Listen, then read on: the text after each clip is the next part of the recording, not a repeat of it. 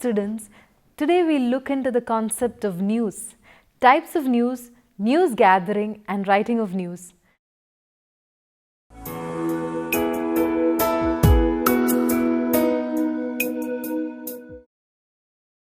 News is one of the best known commodities in today's world.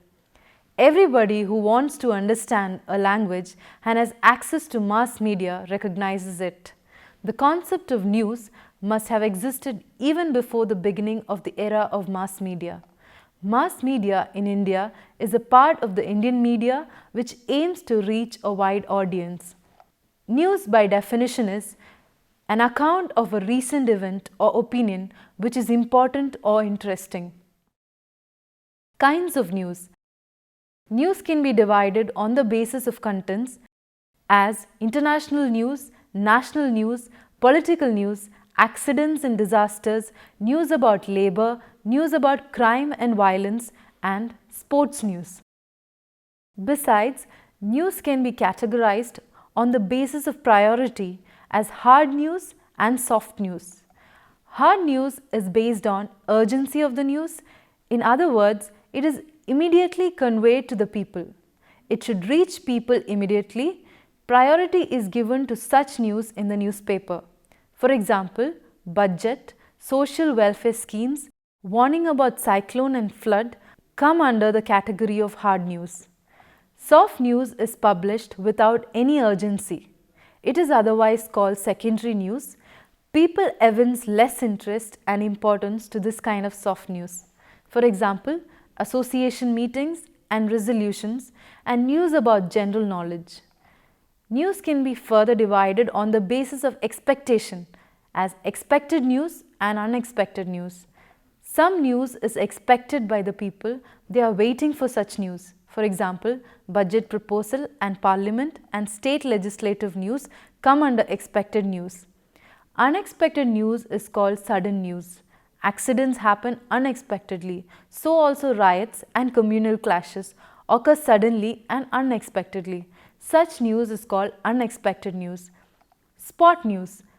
Spot news is what it says, news gathering on the spot, live, recent, immediate and fresh, with the reporter being able to say, "I was right there." Spot news is not something that was expected or scheduled. It has an element of excitement and news.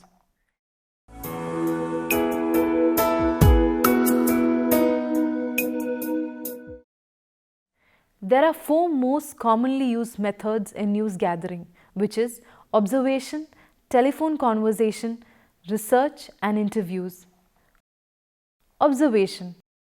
Observation consists of your actually seeing an event take place and then reporting what you have seen in the form of a news story. Telephone conversations. The telephone plays an important role in your daily work as a journalist. It saves you time, legwork, and it often enables you to reach people who are ordinarily too busy to see you in person.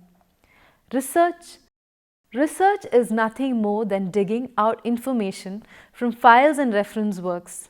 Research is used to verify or amplify facts in news stories and to give depth to feature stories and magazine articles. Interviews. About 90% of everything in a news story is based on some form of interviewing, either in person, by telephone, or occasionally by correspondence. Types of interviews. Interviews are as varied as the people who grant them, the journalists who conduct them, and the news that suggests them. Rarely are interviews so mechanical that they can be reduced to standard formulas or categories. Several types, however, deserve special attention because they are the ones that occur most frequently. They are news interview. The news interview is based on hard news, some event or development of current and immediate interest. Telephone interview. The telephone interview, a modified version of the news interview, has a number of obvious advantages, and at the same time, it has several limitations that challenge a resourceful journalist. Casual interview. An accidental encounter between a journalist and a news source on the street or at a social gathering can often result in a tip that arouses the curiosity of a writer. A major news story may be the result after you do some digging. Personality interview. In the personality interview, an effort is made to let the reader see the appearance, mannerisms, background, and even the character of the subject. Symposium interview. From time to time, news developments of current interest require a journalist or a team of journalists to seek information not from one or two sources but from a dozen or perhaps 100 or more. In other instances, reactions and comments may result in a lively feature story. News conference. In recent years, an increasingly popular phenomenon of journalism has developed, the news conference. One of the most potent forces in the public exchange of opinion between the people and their government. The news conference has been an important source of news.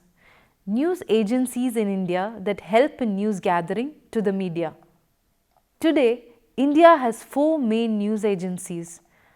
That is, Press Trust of India, which is PTI, is the largest news agency in India. It is headquartered in New Delhi and is a non-profit cooperative among more than 500 Indian newspapers and has more than 1,000 full-time employees.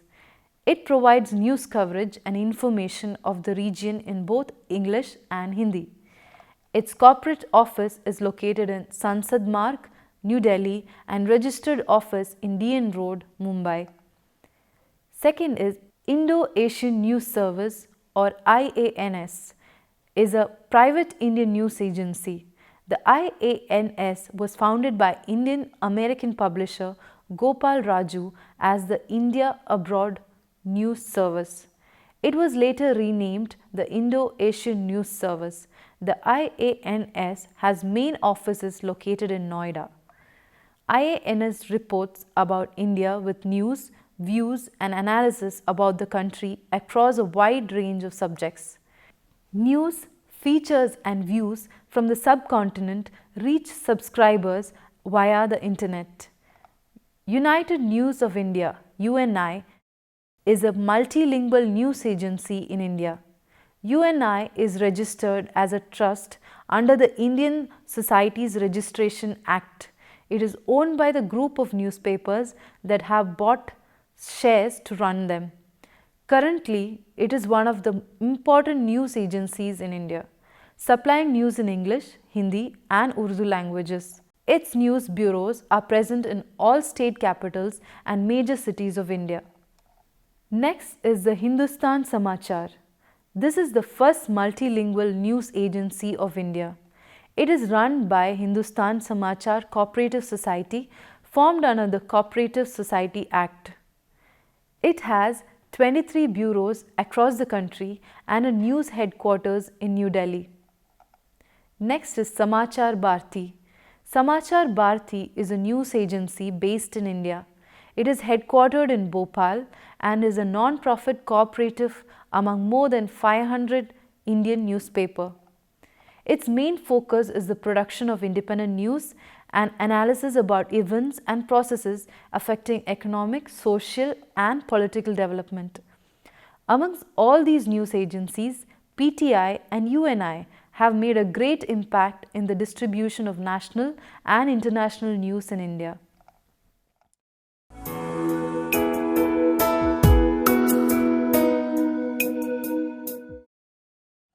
Types of news stories. The curtain raiser. It is a story on what is likely to happen and not a report on what has happened. It raises the curtain to show what is on the stage and how the drama will unfold itself. It is based on past events and the reporter understands what is likely to come on the strength of his information on what had happened in the past. Crime reporting. There is tremendous public interest in crime stories. No newspaper can afford to ignore them without damage to its circulation and credibility. Crime reporting is a highly responsible and specialized job. In-depth reporting.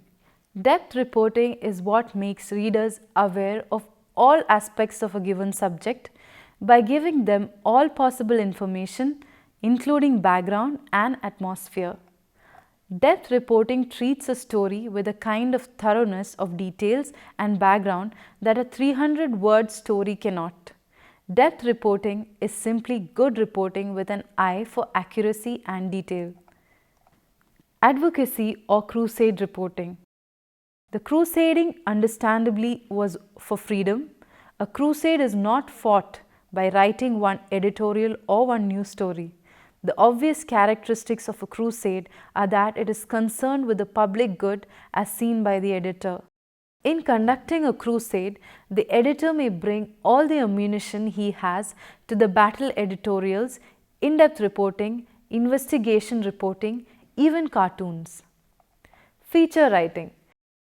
A feature is expected to give the background to the news, which includes analysis, explanation, and discussion. It should document facts, possibly anticipate developments. Perception is a great gift for a feature writer who wants to make his mark as a knowledgeable person. In fact, the more of a specialist he is, the better are the feature writer's chance of selling his product. A feature becomes attractive to editors if it is timely, written by an authority, illustrated suitably. Magazines especially prefer features that can be richly illustrated. Review writing. Review writing is one of the important features of journalism today. Some readers are very interested to read review writing about books, films, and dramas. Generally, the review of a book is based on the following three parts. First part contains the title of the book, author's name, name of the publisher, place of availability and its full address, edition, price of the book, and the pages of the book. Second part contains the subject matter of the book. The views of the author on the subject should be clearly given. Regarding the views of the author, the review writer may point out the appreciable views and the defects of the book. Third part contains the views of the review writer. He may give his advice to the author or he may give his recommendations for the readers. Cinema review or film review. Before release, the films are screened in preview theatres for reviewers and journalists by the producers. Travelogue. A travelogue is usually a personal account of writer's visit to a city, town, which impresses from several aspects like living style, culture, civilization, heritage prevailing there. Travelogues are also helpful in understanding the people of a place and their pursuits, their philosophy of life and their concerns, their lifestyles, their plans and sorrows.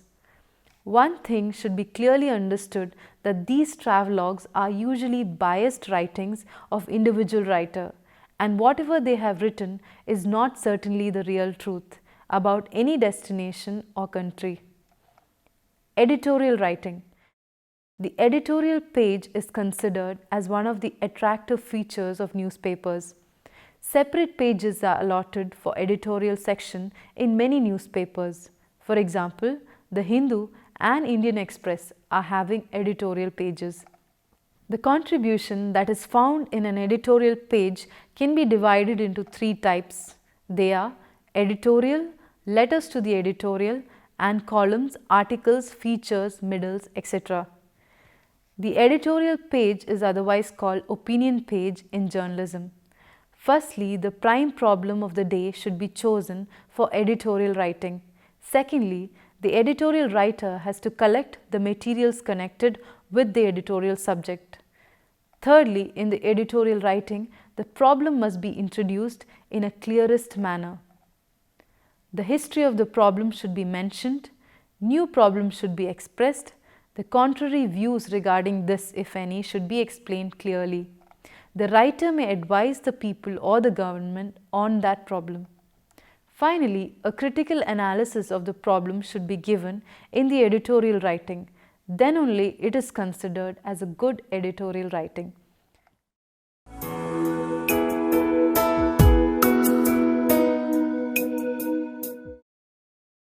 Any news story that appears in a newspaper consists on a superficial look of three parts: the headline, the first paragraph, usually set in bold, and the remainder of the story.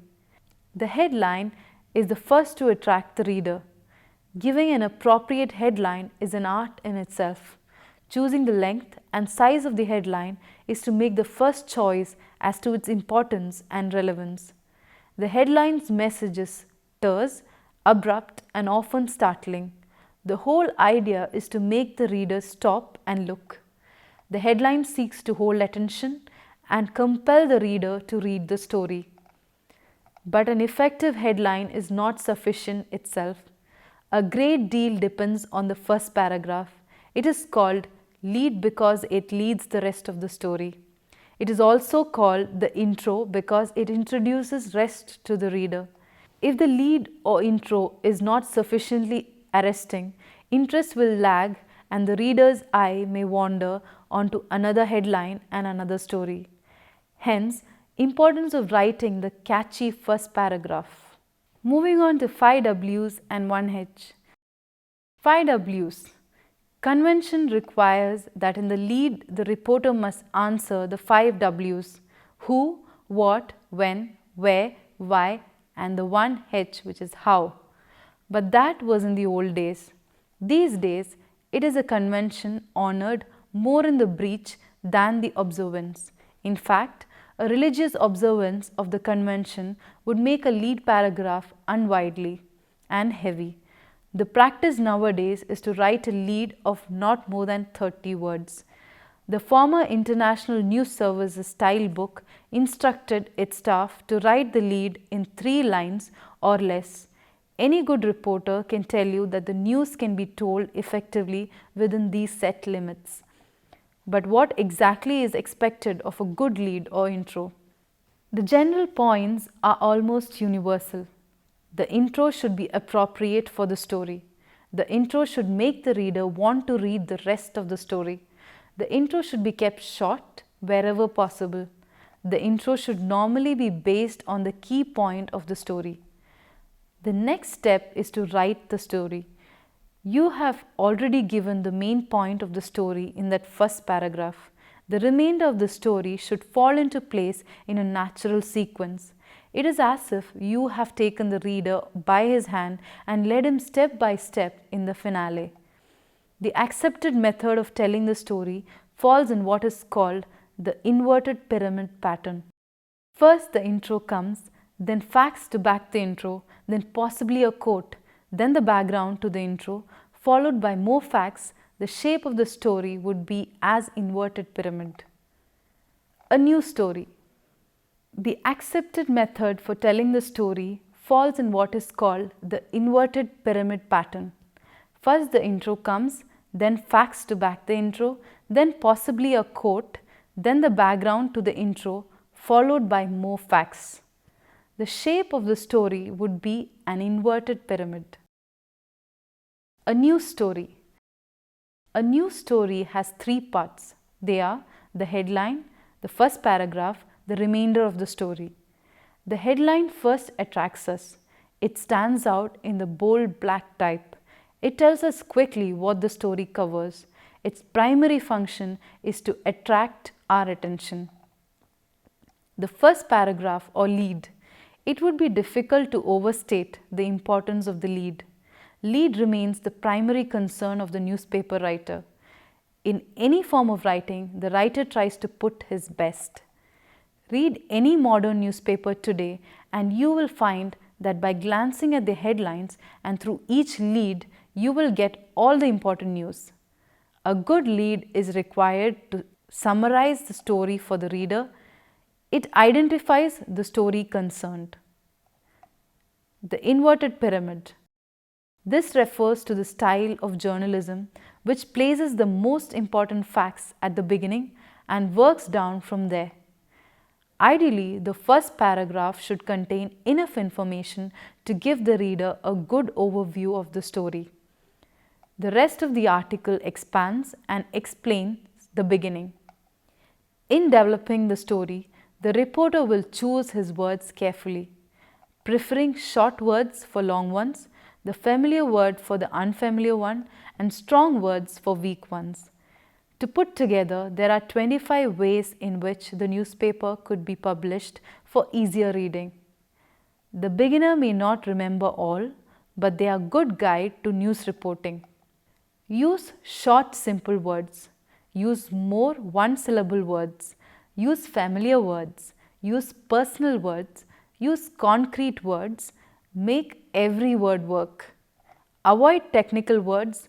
Get rid of rubber stamp phrases. Put sparkle and freshness into simple phrases. Create figures of speech. Use intimate phrases. Use short sentences. Make frequent use of very short sentences. Use short sentences as an aid to clear thinking. Make sentence active. Use short, simple paragraphs.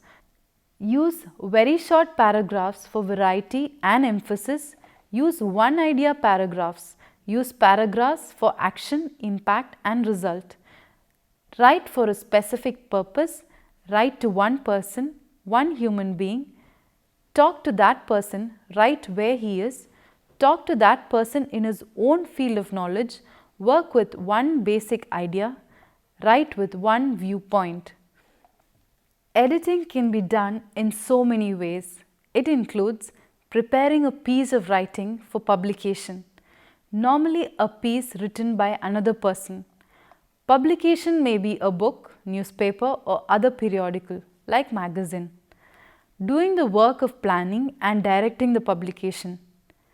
Planning involves the whole work plan like length or size of the item, nature of item, display of item, time taken in editing, process of editing, arranging tools for editing. Directing involves issuing necessary instruction to subordinate staff, monitoring the work assigned to them, interacting with the production staff, controlling the quality of publication. Arranging data for computer processing related to research or survey.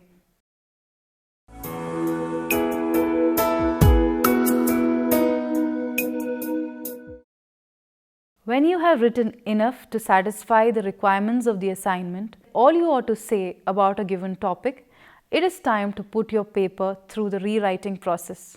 If you are one of those students who compose on a word processor, you are a step ahead of the game. If not, use the process of going from handwritten text to typewritten text as one of the steps of rewriting. As you go along, some spell checkers will underline words, otherwise alert you with beeps and whistles that words are misspelled or duplicated, and you can fix those on the fly. Otherwise, don't bother with spelling here. You can catch misspelling later. But do watch for clumsy phrases in your writing and gaps in your thinking. Formatting. There can be text, abstract, references, tables, figures and legends that should be formatted so that they conform to the journal's instructions. Proofreading. Proofreading traditionally means reading a proof copy of a text in order to detect and correct any errors. Modern proofreading often requires reading a copy at earlier stages as well. A proof is a typical version of a copy or a manuscript page. They often contain typos introduced through human error. Traditionally, a proofreader looks at an increment of text on the copy and then compares it to the corresponding typeset increment and then marks any errors using standard proofreader's marks. Unlike copy editing, proofreading's defining procedure is to work directly with two sets of information at the same time. There are some alternative methods. Copy holding or copy reading employs two readers per proof. The first reads the text aloud literally as it appears, usually at a comparatively fast but uniform rate. The second reader follows along and marks any pertinent differences between what is read and what was typeset. Mutual understanding is the only guiding principle, so codes evolve as opportunity permits. Double reading. A single proofreader checks the proof in the traditional manner but then passes it on to the second reader who repeats the process. Both initial the proof. Note that with both copy holding and double reading, responsibility for a given proof is necessarily shared by two individuals. Scanning. It is used to check a proof without reading it word for word, has become common with computerization of typesetting and the popularization of word processing. Before the data in a Word file can be published, it must be converted into a format used by the publisher. The end product is usually called a conversion. The publisher is held responsible only for formatting errors such as typeface, page width, and alignment of columns in tables, and production errors such as text inadvertently deleted. To simplify matters further, a given conversion will usually be assigned a specific template. Given typesetters of sufficient skill, experienced proofreaders familiar with their typesetter's work can accurately scan their pages without reading the text for errors that neither they nor their typesetters are responsible for. So students, do you have any questions? Ma'am, what is a byline in a newspaper? Now that's a good question. A byline in a newspaper is the line giving the name of the article writer. The writer's name typically follows the word by. The word byline originated in the United States around the year 1926. The byline is a term used in newspaper journalism. However, the word is also further defined to recognize writers for magazine articles, internet articles, and blogs. The lack of a byline with a story article or news item indicates that the material was provided anonymously. The inclusion of a byline enhances an article's credibility by allowing the reader to question a source directly. Hope this answers your question. Any further questions? So we have come to the end of the lesson. Hope you have all understood it and hope you will all put an effort to read and study it. Thank you.